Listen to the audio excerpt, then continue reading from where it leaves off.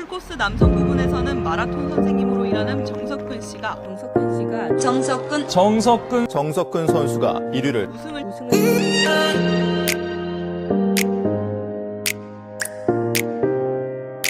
선수가 1위를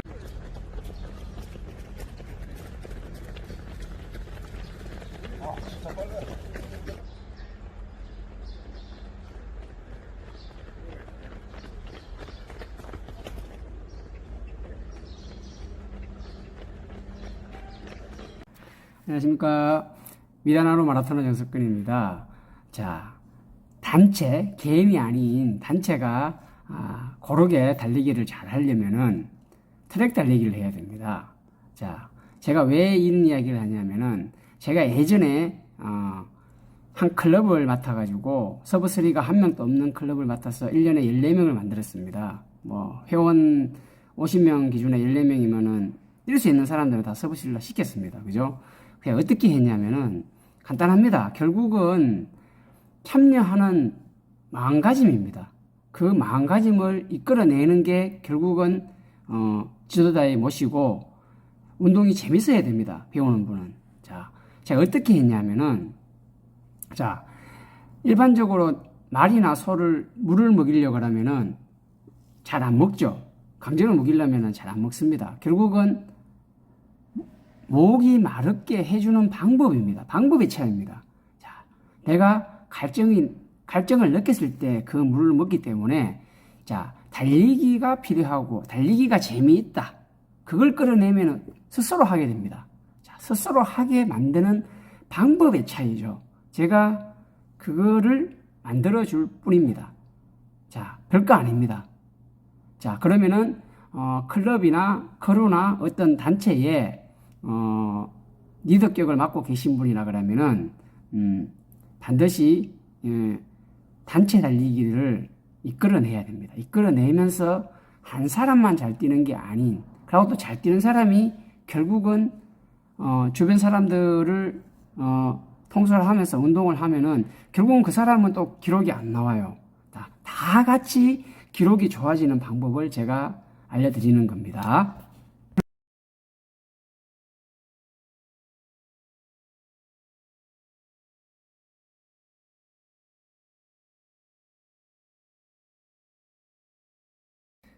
달리기는요, 알면 참 쉬워요. 근데 모르니까 몸이 고생하는 거예요. 자, 물론 기록 단축하기 위해서는 체력 훈련이 제일 우선이 되어야 되고, 다음으로는 자세. 그 두 가지면은 다 해결이 돼요. 하지만, 일반적으로 사람의 멘탈이라는 거는, 한계가 있습니다. 정신력이 물론 육체를 지배한다지만은, 때로는 너무 과하게 내가 감당할 수 없는 강도 높은 훈련을 하면은, 스스로 항복 선언을 합니다. 자, 하지만 사점을 넘기는 방법의 하나인데 같이 하잖아요. 다른 사람들과 함께 하면은 그 사점이 그렇게 힘들지 않습니다. 자, 그럼 어떻게 하느냐? 지금은 아마 서울 도심에서는 좀 불가능할 것 같고요. 예전에는 이게 가능했습니다. 자, 레인이 트랙이 보면은 1레인부터 8레인까지 있습니다. 그죠? 자, 저는 1레인에서 8레인까지 가장 못 뛰는 분들을, 느린 분들을 1레인에 넣고 가장 기록이 좋은 분은 8레인 또는 심지어 9레인을 갑니다. 그리고 반드시 오늘 미션이 30바퀴라 그러면은 어떻게든 15바퀴는 같이 뛰게 만듭니다. 자, 그렇게 되면은 자 1레인에 뛰시는 분이 달리기를 막 시작하지 얼마 안 된 그룹마다 그러면은, 자, 120초로 뛰세요. 2분에 뛰세요. 그러면은, 그게 330 페이스죠. 그죠? 못합니다. 절대 못합니다. 자, 그러면 어떻게 해야 돼요? 자, 2분 20초, 140초 페이스로 하면은, 그 사람은 따라 뛸 수 있습니다. 물론 미션 15바퀴 다 하지 못하더라도, 한 5바퀴, 7바퀴, 점차적으로 이제 실력이 늘면 나중에 15바퀴, 20바퀴 이렇게 늘어납니다. 자, 그러면 기량이 많이 올라왔다. 그러면 2레인으로 보냅니다. 자, 그러면 8레인, 9레인 있는 사람들은, 자, 1레인 기준보다 54m, 9레인 있는 사람은 61m를 더 뜁니다. 자, 61m 더 뛰면은 400m를 뛰면서 운동이 됩니다. 하지만, 그래도 약하다.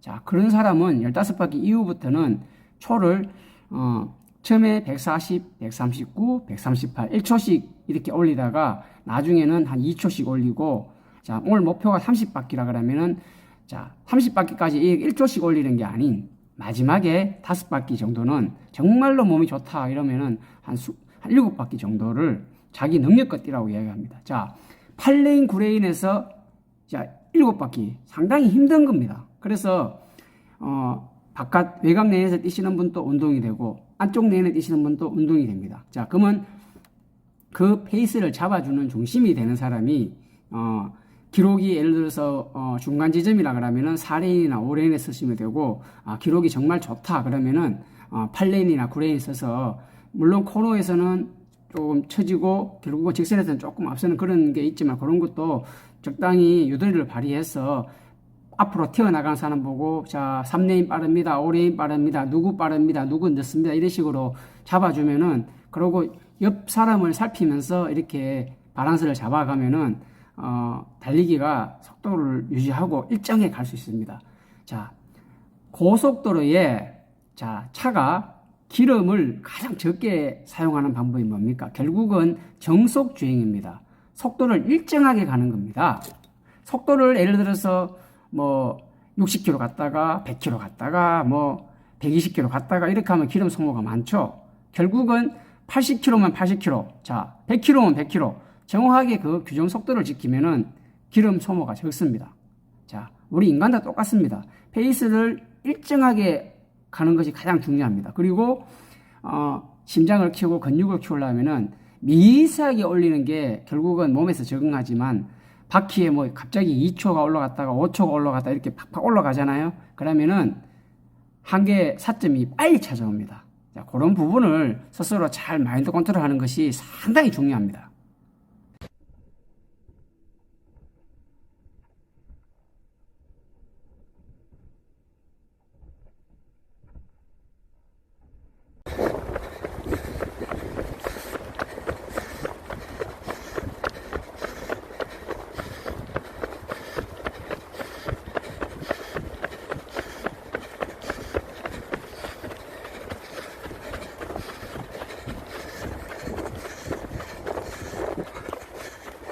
자, 저는 그래서 어느 정도 단체를 이끌어 간다 그러면은 꼭 트랙 달리기를 하라고 합니다. 트랙은 정확한 거리에서 많은 사람들을 직접 눈으로 보고 호흡할 수 있는 그런 장소이기 때문입니다. 자, 그냥 장거리 나가버리면은 자기 능력과 초반에 빨리 뛰는 사람도 있고 늦게 뛰는 사람도 있고, 결국은 그걸 잡아주는 사람이 없으면은 그날 훈련을 했지만은 자기가 거둬오는 성과는 적습니다.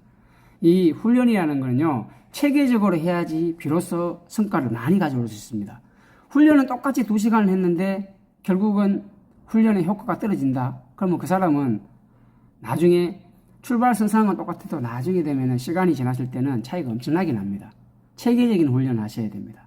그리고 내가 작년에 이맘때 어떤 훈련을 했고 내가 그때는 몸 상태가 정상이었는데 이 정도 뛰었다. 그러면 올해는 얼마만큼 달라졌다. 그게 결국은 훈련 방법과 생각하고 계획하고 공부하는 방법이기 때문에 결국은 달라지는 거예요. 그냥 주먹구구식으로 막 뛰면은 실력이 늘 것 같지만 처음에는 누구나 늡니다. 뛰면은 누구나 늘 수밖에 없습니다. 하지만은 구체적이고 체계적으로 준비하는 사람한테는 안 됩니다. 알고 하는 사람과 모르고 하는 사람 차이는 어마어마하게 차이가 나는 거예요. 아시겠죠? 그러니까 뭐 시험 범위가 최강본에서 나오는데, 자, 오늘 시험 범위가 실제적으로 50페이지에서 120페이지에 다 나온다. 근데 책이 다른 사람은 1000페이지를 공부했습니다. 1000페이지 공부하는 사람이 유리합니까? 아니면은 꼭 필요한 부분에 대한 부분을 내가 준비하고 대비하는 것이 유리하겠습니까? 당연한 거 아닙니까? 그죠? 결국은 운동도 그렇습니다. 운동을 많이 한다고 해가 잘 뛰는 게 절대 아닙니다. 꼭 필요한 운동, 그리고 강약 조정, 잘 먹고 잘 쉬고, 결국은 운동도 습관입니다. 자, 내가 잘못된 습관으로 운동을 하잖아요. 그러면은 10년을 해도 자기 기록 근처도 못 가는 거예요.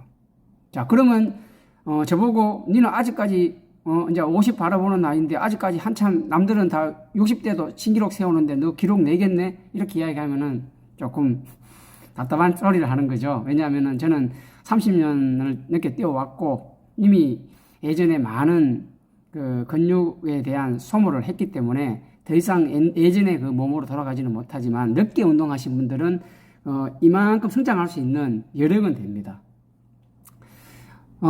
운동을 좋아하시는 분들이 상당히 많습니다. 지금 그나마 우리나라에 마니아층들이 잘 형성이 되어 있어서 이렇게 지금 코로나 시대에 어렵지만은 그래도 달리기를 이어가고 있습니다. 자, 앞으로 좋은 세상이 오면은 아마 그분들이 열심히 준비했던 분들이 아마 더 좋은 성적을 낼 겁니다. 좀 날씨가 이제 추워지고 있는 시기이기 때문에 이제 동계 훈련을 준비할 때입니다. 동계 훈련은 결국은 딱 두 가지만 생각하면 됩니다. 너무 처음부터 급하게 가지 마시고 서서히 몸을 열을 올리면서 시작하시고 빨리 시작하잖아요. 그럼 결국은 그게 오래 가지 못합니다. 겨울 훈련은 길게 뛰어야 되는 게 좋습니다. 길게 오래 가야 됩니다. 열이 나게끔 서서히 가마솥처럼 이렇게 열이 쓱 나는 게 좋지. 냄비처럼 확 끓고 확 식어버리는 그런 훈련을 하지 마십시오. 자, 아시겠죠? 심장을 따뜻하게 근육을 서서히 확대해 나가는 그런 운동을 하시고, 두 번째는 동계 훈련은 바로 체력 훈련입니다. 자, 체력 훈련이 바탕이 되어야 됩니다. 체력 훈련, 계단 훈련, 크로스컨트리 산을 뛰고, 그리고 보강 훈련, 자, 꾸준히 챙기시는 동계 되시고, 자, 특히 동계는 감기 걸리기 쉬우니까 감기 조심하셔야 됩니다. 마지막으로 동계 훈련을 할 때는 뛰기 전에 따뜻한 차 한 잔 드시면은 몸이 진짜 아주 부드러워지고 열이 올라오니까 추위에 대한 적응도 됩니다. 그리고 끝났을 때 따뜻한 차를 보온병에 넣어서 드시면은 아마 그 훈련이 아마 상당히 꿀차 같은 거 좋아요. 뭐 홍삼이나 꿀차 같은 거 따뜻하게 드시면은 아주 좋아요. 그렇게 하시고 동계 훈련은 할 때 특히 이 손이 차니까 장갑은 꼭 잘 끼시고, 장갑 끼고 기마개를 하고, 정말 추우면은 물론 눈만 내놓고 뛰겠지만은 이 귀와 손과 그리고 발이 상당히 시립니다. 발걸음이 시리면은 전에 한번 말씀을 드렸지만은 이게 신발이면 여기다가 여기 바람이 들어오는 부위가 요 부위입니다. 요 부위를 이렇게 테이프로 이렇게 가려 주시잖아요. 그러면은 바람이 적게 들어옵니다. 그럼 발이 상당히 따뜻합니다. 그런 식으로 정말 추울 때는 손, 발, 귀 이 세 개만 잘 잡아 주셔도 그냥 반팔 입고 뛰어도 영하의 기온에서도 뛸 수 있습니다. 하지만 아무리 옷을 껴입고 한다 하더라도 따뜻하지 않아요. 제일 중요한 동절기에는 손과 발, 귀를 따뜻하게 해주는, 그리고 정말 추웠을 때는 물론 비니나 모자도 써야 되겠지만은 저는 그걸 쓰면 너무 열이 나가 답답해서 안 되는데 저는 귀만 일반적으로 가리는 편입니다. 하여튼 동계 때는 따뜻한 게 최고니까 자기 관리 잘 하시고, 그리고 훈련 후에는 반드시 환복하는 습관. 땀 다 말랐어. 그냥 갈 거야. 감기 듭니다. 내가 아프면은 결국은 누가 대신 아파줄 수 없는 거기 때문에 내 몸 소중하게 생각하고 관리하시는 분이 건강하게 오래 달리기도 하고 좋은 기록 내는 겁니다. 자, 긴 영상 들어주셔서 감사합니다. 늘 건강하시고, 자, 행복한 달리기 이어가시기 바랍니다. 감사합니다. 정석근 헬스라이프 좋아요, 구독하기 사랑합니다.